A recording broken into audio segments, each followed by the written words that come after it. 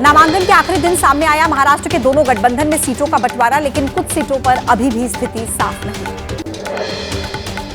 महायुति की 3 सीटों पर तो महाविकास आघाड़ी की 6 सीटों पर दो उम्मीदवारों ने दाखिल किया है नामांकन। आखिरी दिन कई बागियों ने भी भरा पर्चा।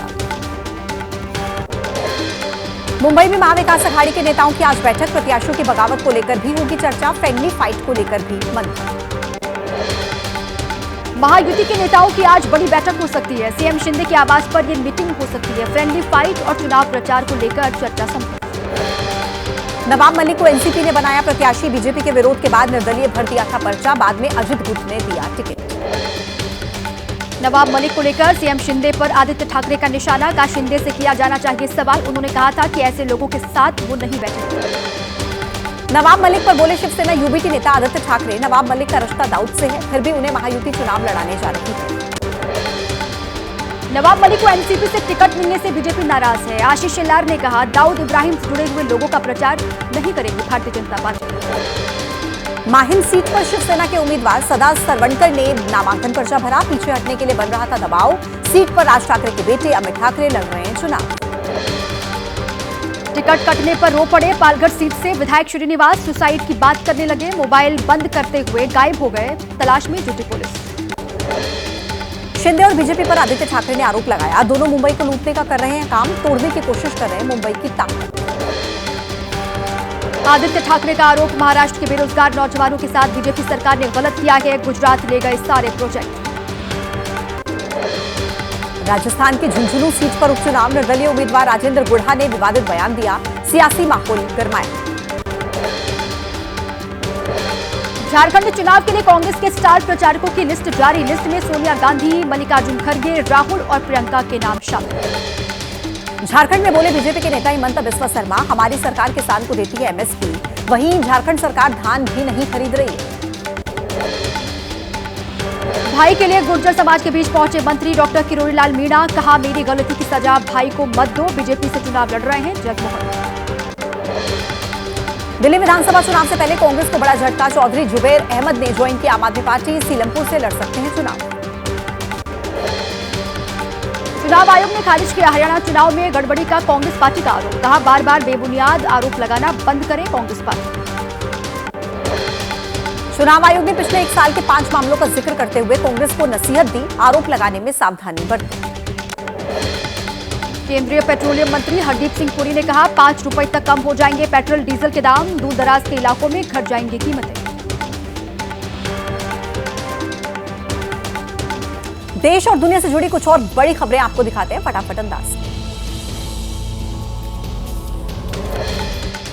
प्रधानमंत्री नरेंद्र मोदी का आज से गुजरात दौरा, 280 करोड़ रुपए से अधिक की लागत वाली विकास परियोजनाओं का उद्घाटन और करेंगे शिलान्यास।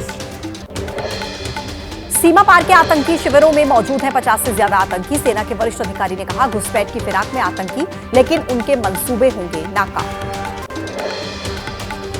मेजर जनरल समीर श्रीवास्तव ने कहा नागरिकों को कोई नुकसान नहीं पहुंचा पाएंगे आतंकी, घुसपैठ की चुनौती के लिए सेना तैयार है। अखनूर में पुलिस स्क्वाड ने बम किया डिफ्यूज, एनकाउंटर वाली जगह पर बरामद हुआ था ग्रेनेड, सेना ने ढेर किए थे 3 आतंकी। कल भी कई विमानों में दी गई बम की धमकी, जांच के बाद नहीं मिला कोई विस्फोटक, फ्लाइट को जांच के बाद रवाना कर दिया गया। आम आदमी पार्टी के सांसद संजय सिंह ने सुरक्षा को लेकर सवाल उठाए, पीएम मोदी की सरकार में ये हालात हैं, फ्लाइट में बम की धमकी और संसद तक सुरक्षित नहीं। बटेंगे तो कटेंगे से जुड़े सवाल पर बोले आरएसएस नेता इंद्रेश कुमार, उन्होंने कहा कि अगर बापू होते तो उनकी आंखें छलछला उठती, 1947 में देश बटा था तो हमने देखा था क्या हुआ। आरएसएस नेता इंद्रेश कुमार ने कहा पाकिस्तान हमारा दुश्मन नहीं बल्कि दोस्त बने, चीन भी मानसरोवर को छोड़कर हमारे साथ आए। धान की खरीद को लेकर कांग्रेस नेता रणदीप सुरजेवाला का आरोप, किसान आंदोलन का बदला हरियाणा और पंजाब के किसानों से ले रही है केंद्र की सरकार। केंद्रीय खाद्य मंत्रालय ने कहा पंजाब में खरीदा 60,63,000 टन धान, किसानों को किया 12,200 करोड़ रुपए का भुगतान। वक्फ बिल की जेपीसी बैठक में विपक्ष का हंगामा, दिल्ली वक्फ बोर्ड के प्रशासक का विरोध, कहा बिना दिल्ली सरकार की इजाजत के कैसे बनी रिपोर्ट। कांग्रेस ने मध्य प्रदेश के लिए राजनीतिक मामलों की समिति का गठन किया, 84 सचिव की नियुक्ति, समिति में कमलनाथ और दिग्विजय सिंह सहित कई वरिष्ठ नेता। वायनाड उपचुनाव में कांग्रेस उम्मीदवार प्रियंका गांधी ने किया प्रचार। मुक्कम इलाके में पहुंची प्रियंका, कांग्रेस कार्यकर्ताओं ने जोरदार स्वागत किया। शिमला में दिवाली मनाएंगी प्रियंका गांधी। छराबड़ा में है प्रियंका का घर, आज पहुंचेंगी शिमला।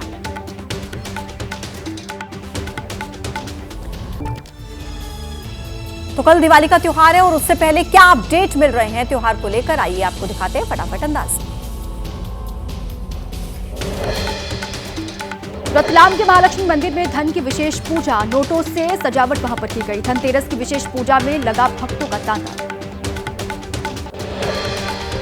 राजस्थान में झुग्गी में रहने वालों की दिवाली रोशन। जयपुर में डिप्टी सीएम दिया कुमारी ने हरमाड़ा की झुग्गी में लोगों के साथ दिवाली मनाई।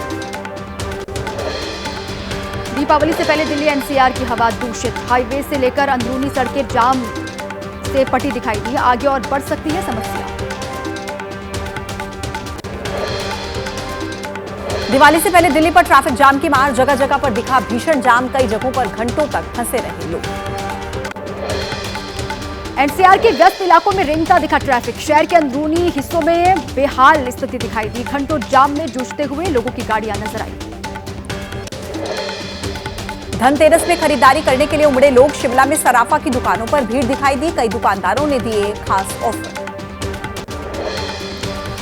दिवाली को लेकर हरिद्वार में उमड़े लोग। बाजारों में दिखी भारी भीड़। लगातार पुलिस यहां पर कर रही है पेट्रोलिंग। मध्य प्रदेश में दिवाली के मौके पर बजरंग दल ने कई जगहों पर पोस्टर्स लगाए। पोस्टर में लिखा, अपना त्योहार अपने से व्यवहार। अयोध्या में भगवान राम की प्राण प्रतिष्ठा के बाद पहली दिवाली की भव्य तैयारी है। लाखों दीपों से जगमगाएगी अयोध्या, बनेगा गिनीज वर्ल्ड रिकॉर्ड। अयोध्या में भव्य दीपोत्सव की तैयारी। लाखों दीपकों से जगमगाई अयोध्या। आज 28 लाख दियों से जगमग होंगे सरयू के घाट। दीपावली से पहले ही जगमगाई अयोध्या नगरी। हर तरफ छाई दीपों की रोशनी। अद्भुत दिख रही है राम की नगरी अयोध्या। दीपावली पर दिव्य दिखी अयोध्या। सरयू के घाट पर लेजर शो का आयोजन। रंग बिरंगी रोशनी से जगमगाया आसमान। दीपोत्सव से पहले अयोध्या में आरती। सरयू घाट पर हुई आरती में बड़ी संख्या में लोग पहुंचे। करीब 1100 लोगों ने सरयू घाट पर आरती की।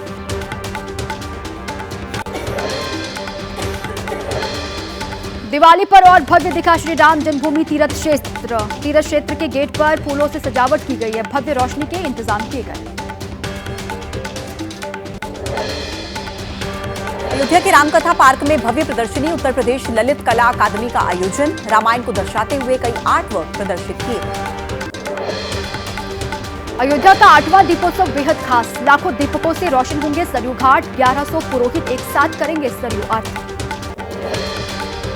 दिवाली और दीपोत्सव को लेकर अयोध्या में कड़ी सुरक्षा व्यवस्था। एटीएस टीम और पीएससी की टीम तैनात। चप्पे चप्पे की निगरानी और जांच। अयोध्या में दीपोत्सव पर बनेगा Guinness book of world record. Team के लिए बिछाए गए दीपकों की गिनती बनी चुनौती। ड्राई काउंटिंग के बाद फिर होगी गिनती। बीएसएफ के जवानों ने दिवाली मनाई। सीमा सुरक्षा बल के जवानों ने दीप जलाए। विशेष दियों से पर्यावरण को कोई नुकसान नहीं।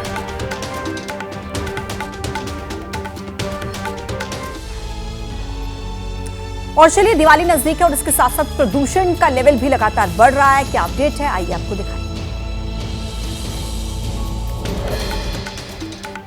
दिल्ली में पटाखे जलाने पर सख्ती। राजस्व विभाग की 77 टीम तैनात। दिल्ली पुलिस की 300 टीम्स भी लगाई गई।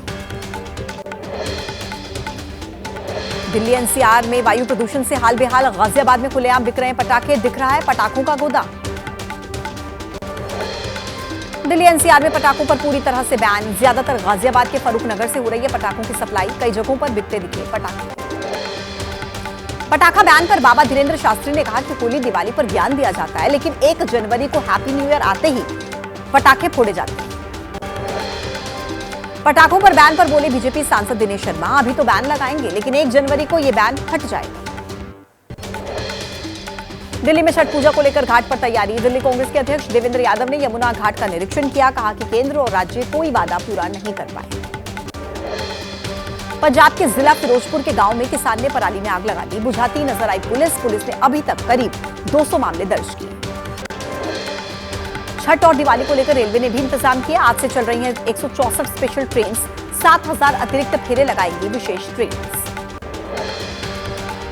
दिल्ली में रेलवे स्टेशन पर विशेष इंतजाम किए गए। आनंद विहार रेलवे स्टेशन के परिसर में लगे बड़े बड़े टेंट, ट्रेन का इंतजार करते दिखे लोग। लखनऊ में प्रयागराज महाकुंभ को लेकर सीएम योगी ने बैठक की। केंद्रीय मंत्री गजेंद्र सिंह शेखावत भी शामिल हुए। कहा, वैश्विक मानक बनेगा प्रयागराज महाकुंभ। बाल संत अभिनव अरोड़ा ने कहा कि बाल अवस्था में हो सकती है गलती, गुरुजी ने मुझे मूर्ख कहा था, वो मेरे लिए आशीर्वाद है।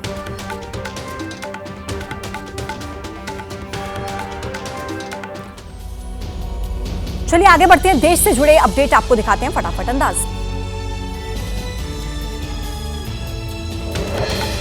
धमकी मिलने पर निर्दलीय सांसद पप्पू यादव ने कहा कि मेरा किसी से कोई निजी झगड़ा नहीं है। देश के किसी नागरिक पर कोई संकट अगर आता है तो हम उनके साथ खड़े हैं। पप्पू यादव को मिली धमकी पर बोले पटना के आईजी ने विकास वैभव ने कहा, सुरक्षा देना सरकार का दायित्व है। किसी को अगर धमकी मिलती है तो कमेटी उसकी जांच करती है। पूर्व सांसद डीपी यादव ने अपनी जान को खतरा बताया। गृह मंत्रालय और यूपी सरकार को चिट्ठी लिखी। डीपी यादव को जान से मारने की धमकी, हरकत में आई पुलिस। दिल्ली पुलिस ने पकड़े 2 बदमाश। गाजियाबाद कोर्ट परिसर में हंगामे पर कार्रवाई। वकील नाहर सिंह समेत 50-60 अज्ञात आरोपियों पर एफआईआर। जिला जज के कोर्ट रूम में हुआ था विवाद। कोर्ट रूम में बहस के दौरान फेंकी गई थी कुर्सियां और जमकर हुआ था हंगामा। गाजियाबाद पुलिस ने किया था लाठीचार्ज। वकीलों ने कोर्ट का काम बंद किया। कानपुर में एक और जिम ट्रेनर ने की लड़की के साथ दरिंदगी। परिजनों की शिकायत पर पुलिस ने नहीं की कार्रवाई। मीडिया में मामला आने के बाद गिरफ्तार करके जेल भेजा। अजमेर में पुलिस की कार्रवाई। 1 दर्जन से ज्यादा हिस्ट्री शीटर्स और आर्म्स एक्ट के अपराधी गिरफ्तार। नशेड़ियों की भी धरपकड़ जारी। यूपी के मुरादाबाद में कांस्टेबल ने पुलिस चौकी में खुद को गोली मार ली। गंभीर हालत में अस्पताल में भर्ती कराया गया। मौके पर मौजूद महिला कांस्टेबल से पूछताछ जारी। राजस्थान में 50 लाख की अवैध शराब बरामद। 4 आरोपी गिरफ्तार। उदयपुर पुलिस और डीएसटी की कार्रवाई। राजस्थान के सीकर में बस हादसा, 12 लोगों की मौत, 33 घायल। पुलिया से टकरा गई थी एक प्राइवेट बस। गुरुग्राम के इनविजिबल स्पीड ब्रेकर से बड़े हादसे का खतरा। उछलती नजर आई गाड़ियां। वीडियो वायरल होने के बाद प्रशासन ने लगाए साइन बोर्ड्स। दिल्ली के पास नोएडा में भीषण आग सेक्टर 74 में धू-धू कर जला बैंकेट हॉल। सुबह करीब 3:30 बजे की यह घटना। दमकल की कई गाड़ियां मौके पर मौजूद हैं। गुलमर्ग के जंगलों में आग से भारी नुकसान, सैकड़ों पेड़ नष्ट हुए। हाल ही के दिनों में बढ़ गई है आग लगने की घटनाएं।